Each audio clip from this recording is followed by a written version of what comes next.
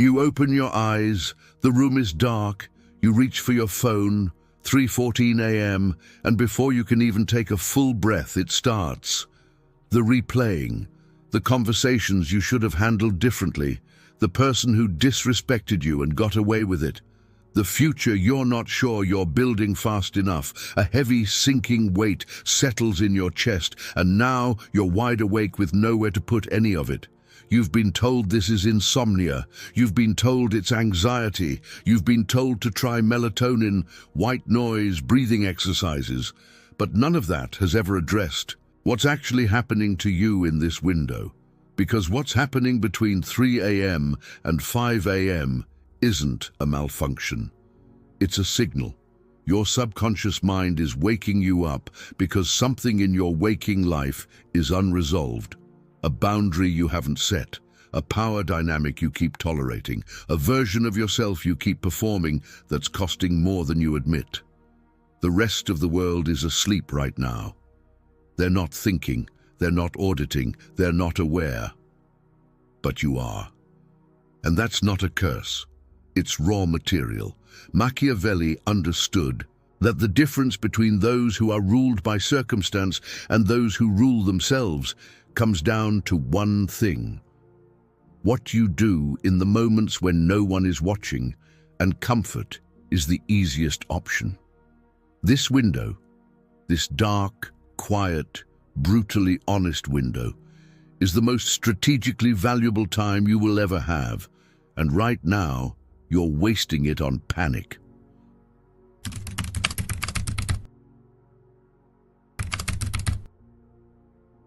That line cuts to the center of everything you experience at 3 a.m. Because right now, your mind is doing by compulsion what it should be doing by design. It's auditing threats, scanning for unresolved tension, running simulations of worst-case scenarios, and it's doing all of it without your permission, without structure, and without any productive outcome. You lie there absorbing the anxiety like it's something happening to you, when in reality your mind is trying to protect you. It's just doing it in the most chaotic, undisciplined way possible because you've never given it a framework. Deep psychology tells us that the brain's cortisol levels begin to rise naturally between 3 a.m. and 5 a.m.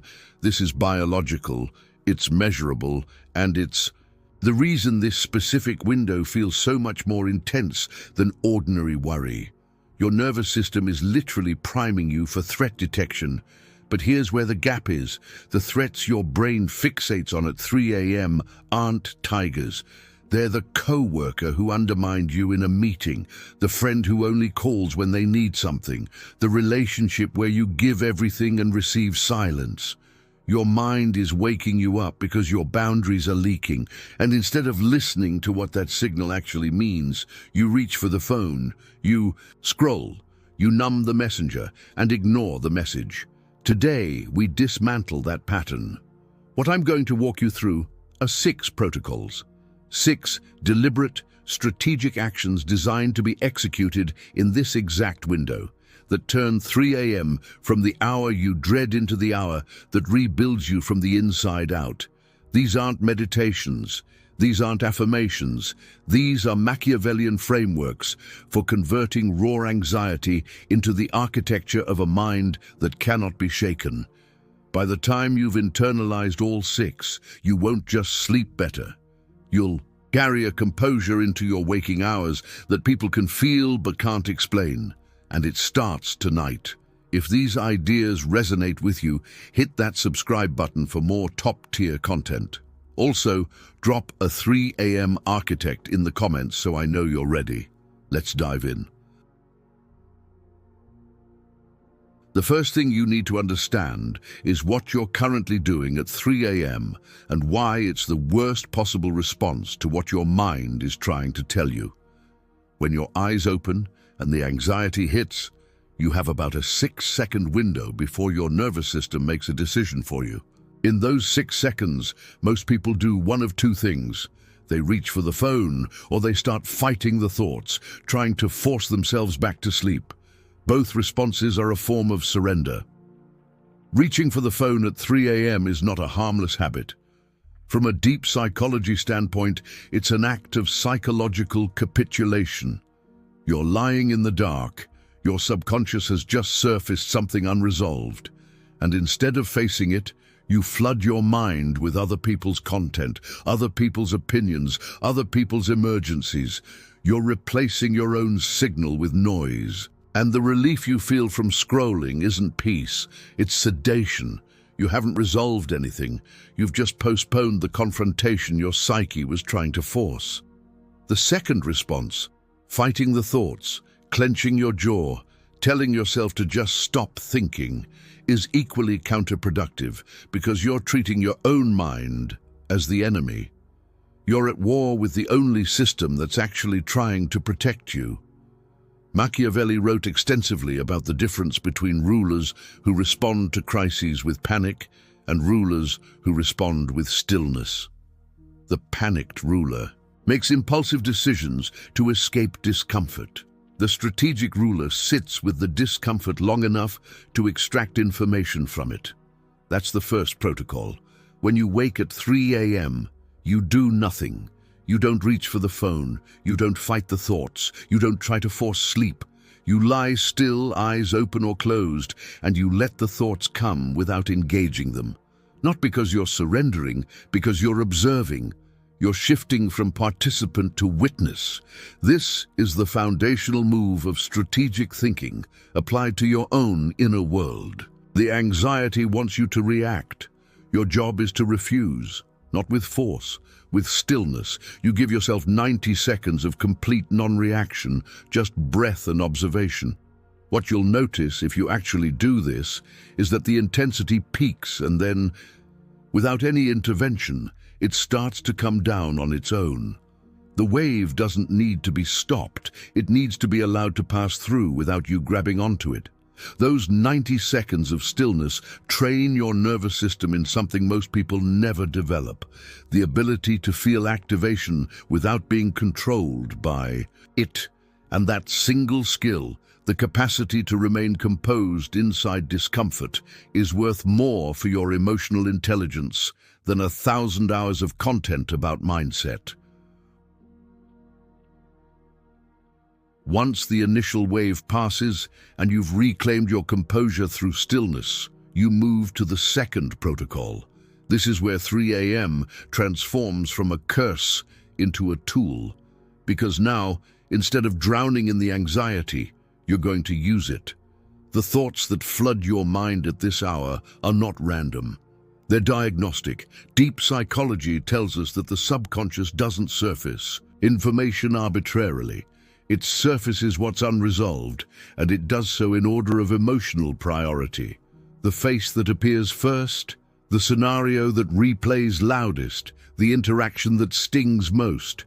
Those aren't intrusions. They're your mind's priority list. The second protocol is what I call the Machiavellian audit. You take the 3 most persistent thoughts, the ones that keep circling, and instead of trying to shut them down, you interrogate them. Not emotionally, strategically. You ask 3 questions about each one. First, where am I leaking energy in this situation? Not where am I hurting? Where am I leaking? There's a difference. Pain is internal. A leak is a boundary that hasn't been enforced. It's the favor you keep agreeing to that you resent. It's the relationship you keep investing in despite receiving nothing back. It's the environment you keep entering that consistently leaves you depleted. Your 3 a.m. brain already knows where the leaks are. It's been trying to show you for weeks. You just haven't been listening during the day because the day is full of distractions comfortable enough to let you avoid the audit. Second, what would a strategist do in this situation? Someone with no emotional attachment to being liked. Not what would a good person do, not what would avoid conflict. What would someone with complete self-mastery and no need for approval do? This question alone will reveal how much of your current stress is caused not by the situation itself, but by your refusal to act in your own interest because you're afraid of how it'll look.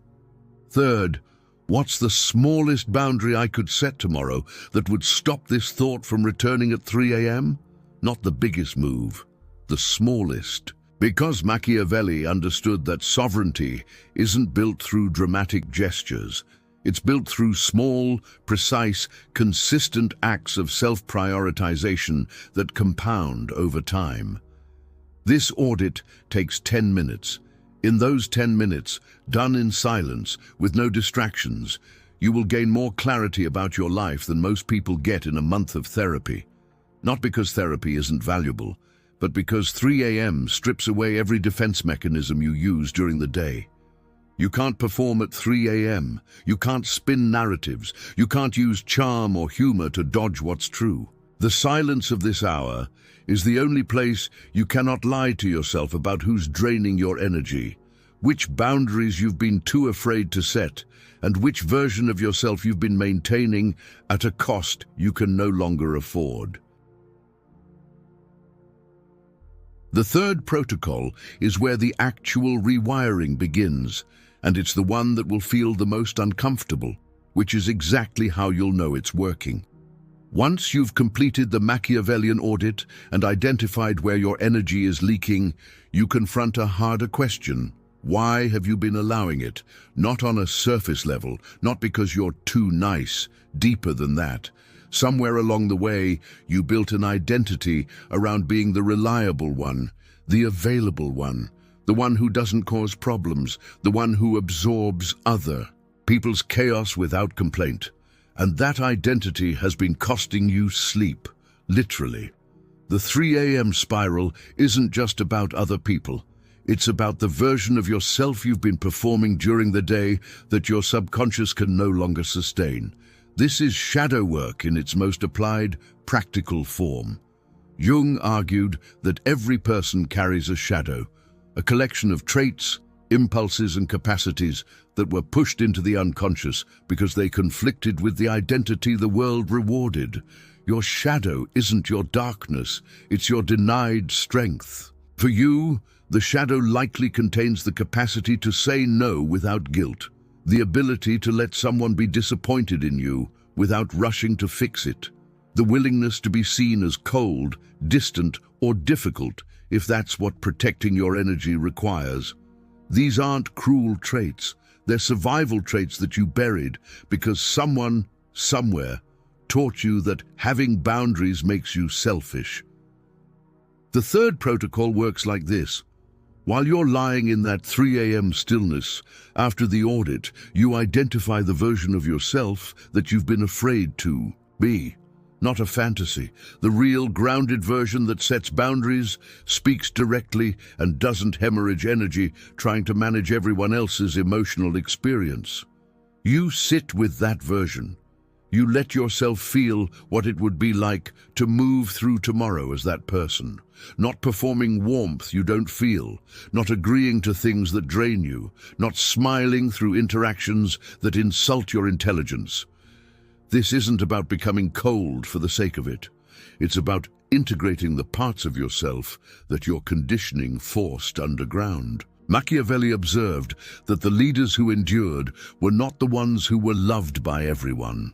They were the ones who understood that trying to be loved by everyone is the fastest path to being controlled by everyone. Your 3 a.m. mind already knows which parts of your identity are authentic and which parts are performance. The purge is simply giving yourself permission to stop pretending the performance is who you are. The fourth protocol is architectural. You've observed the anxiety, audited the leaks, and confronted the identity you've been hiding behind. Now you build. Machiavelli wrote that every ruler must design their defenses before the siege arrives, not during it. The reason your 3 a.m. mind spirals out of control is because you have no internal structure to contain it. Your thoughts arrive, and they have unlimited space to expand, multiply, and escalate, because there's no framework in place to organize them. The Fortress Protocol changes that.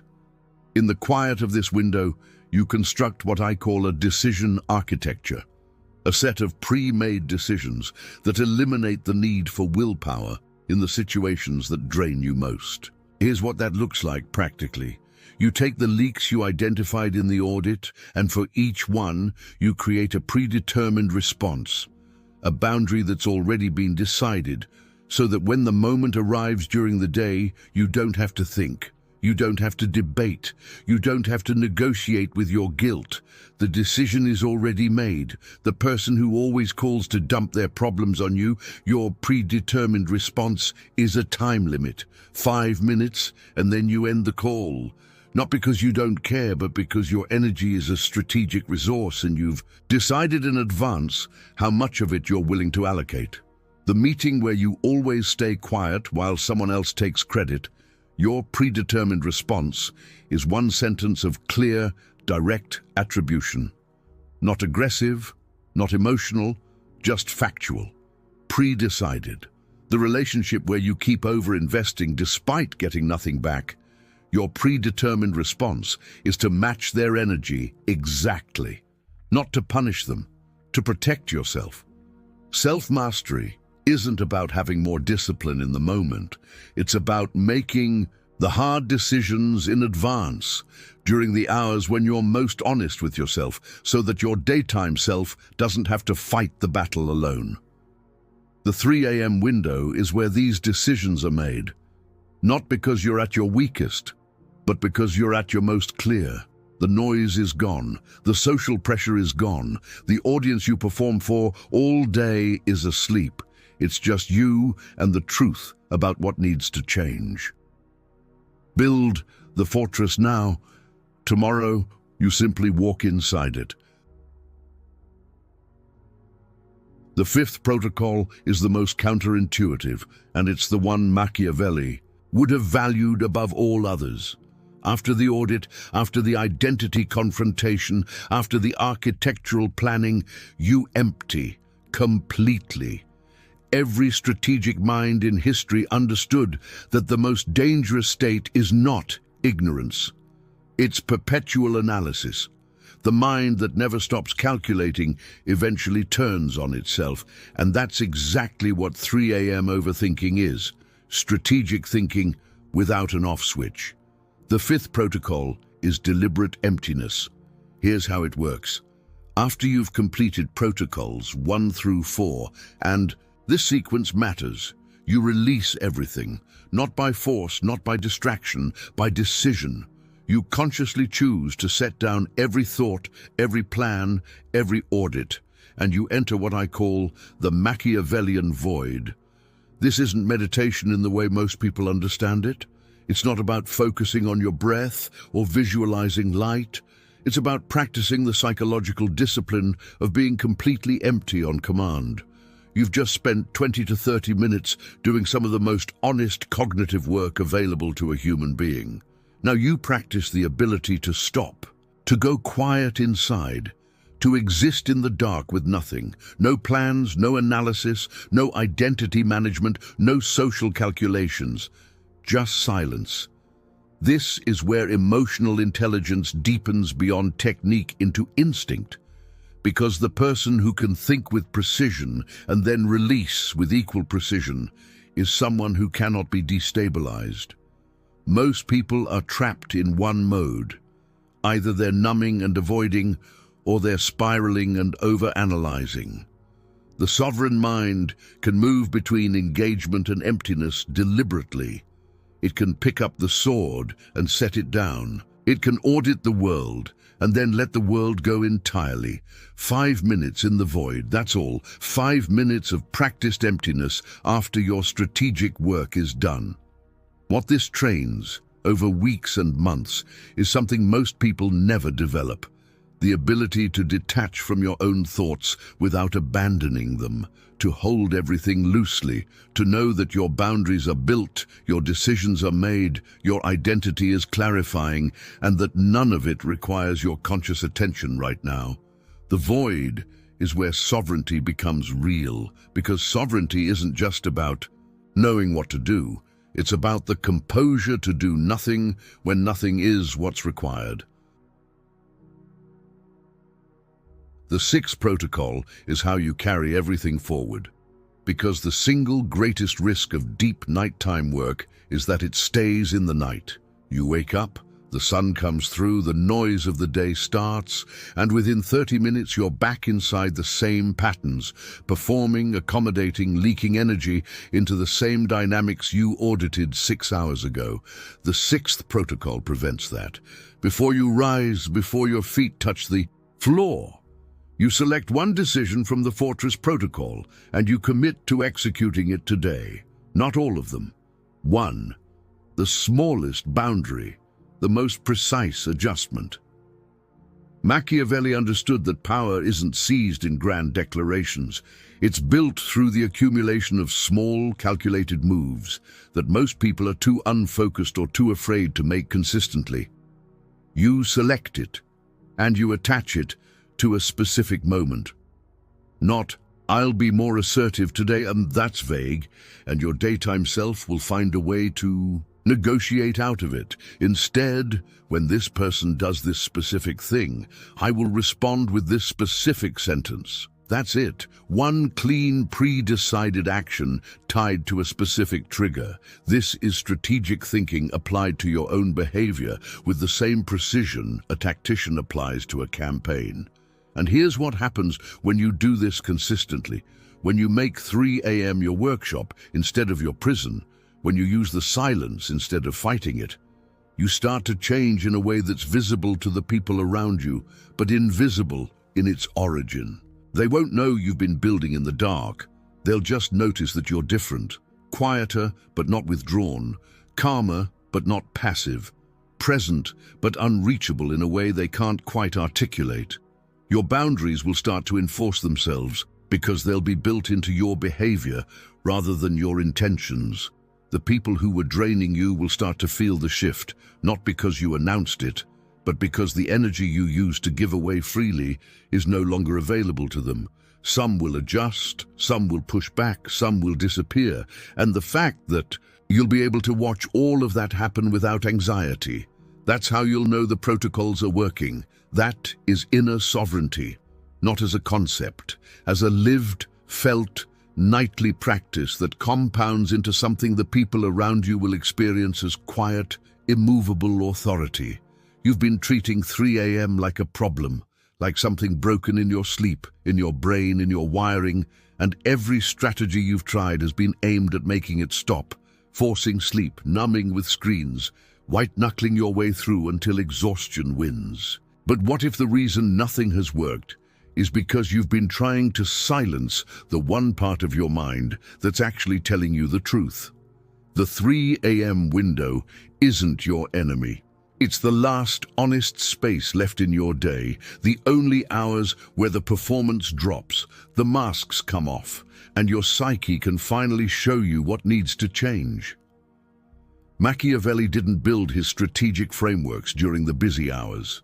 He built them in exile, in solitude, in the quiet spaces where the world couldn't reach him. Your 3 a.m. is that space. And starting tonight, you stop dreading it and start using it.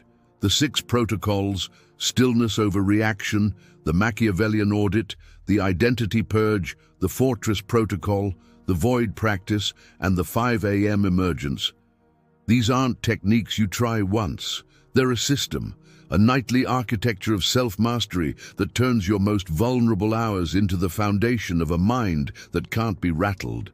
You don't conquer the 3 a.m. spiral by forcing yourself back to sleep.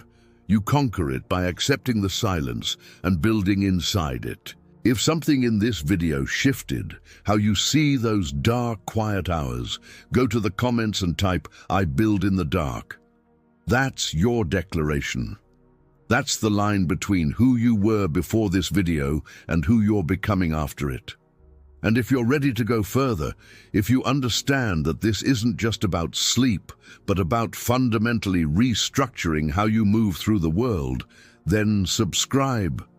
Every video here is built on the same foundation: deep psychology, strategic thinking, and self-mastery frameworks that you won't find anywhere else. This isn't self-help, this is self-architecture, and whatever you do, don't stop here.